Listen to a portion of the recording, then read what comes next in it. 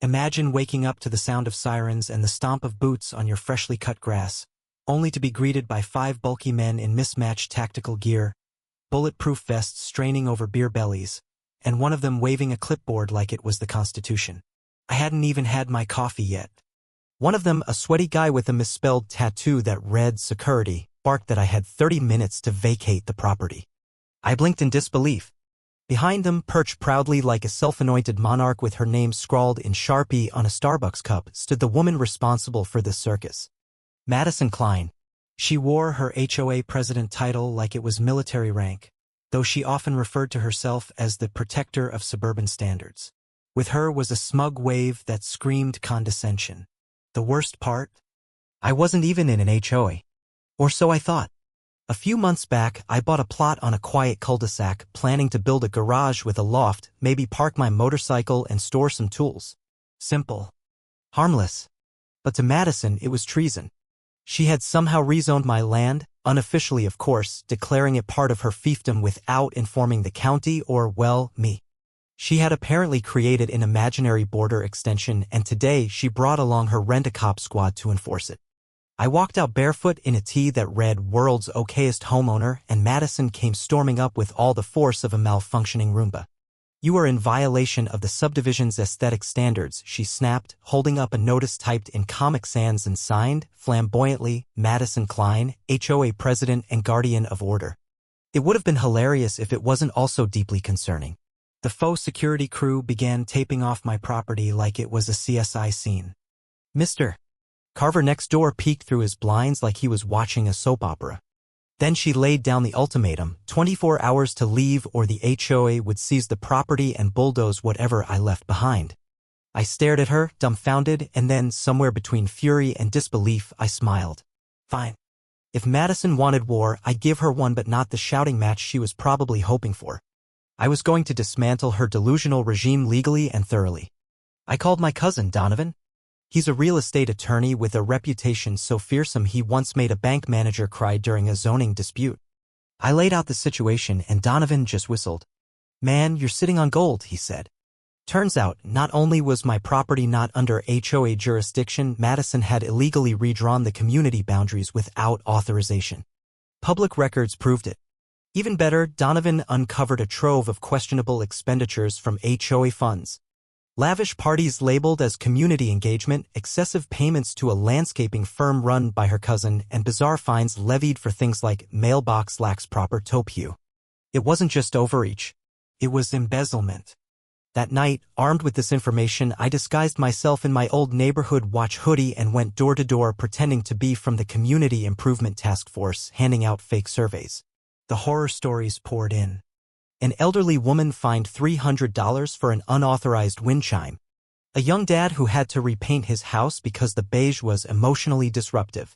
A college student threatened with legal action over a pride flag. People were tired. Angry. Desperate for change. The next day, Donovan and I formed a shell LLC and began offering to buy homes. Fast cash. No inspections. Freedom from Madison's clutches. Some thought I was running a scam. But when Mrs. Farnsworth signed the first sale with teary relief, others followed.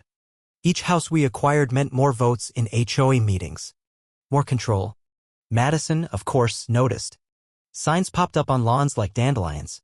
She went into meltdown mode, pounding on doors, calling emergency meetings. I showed up to one with a latte in hand, sitting front row as she fumed. She tried passing a rule banning bulk home purchases without HOA approval. I stood and revealed our LLC now controlled the majority vote. Donovan had proxies. Legal ones. Signed, notarized, bulletproof. Then I called a motion to dissolve the HOA. Silence. Then chaos. Hands raised. One after another. The vote wasn't close. Madison screamed about pride and responsibility as her empire fell in real time. By the time people filed out, shaking my hand and slapping me on the back, I knew we had done more than beat her. We had ended her. The next morning, I celebrated by placing a giant inflatable flamingo on Madison's former ally's front lawn. It wore shades and held a martini. A banner draped across it read, "Freedom begins here." We repainted houses, installed murals, set up free libraries, replaced her petty tyranny with fun, color, and joy. Kids biked again. Neighbors smiled again.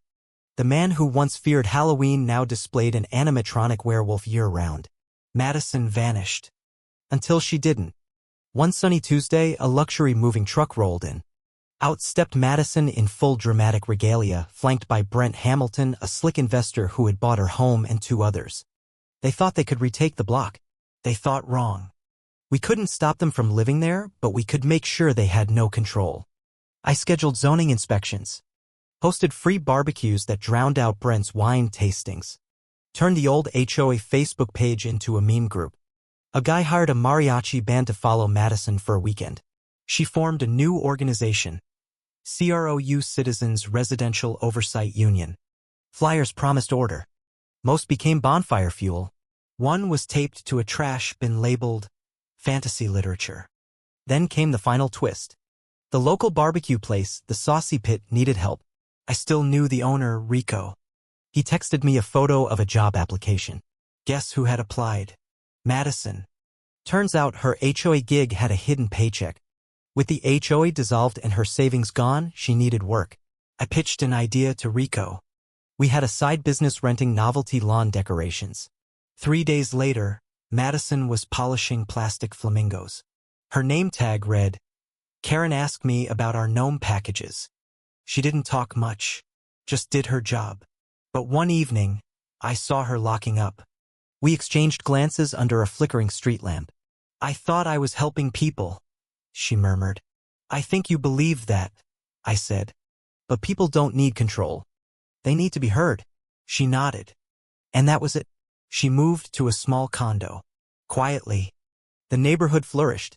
We hosted movie nights, game tournaments, chili cook-offs. No HOA. No threats. Just joy. I still live on that street. Built my garage. Added a loft where we play poker, host karaoke, and occasionally yoga battles.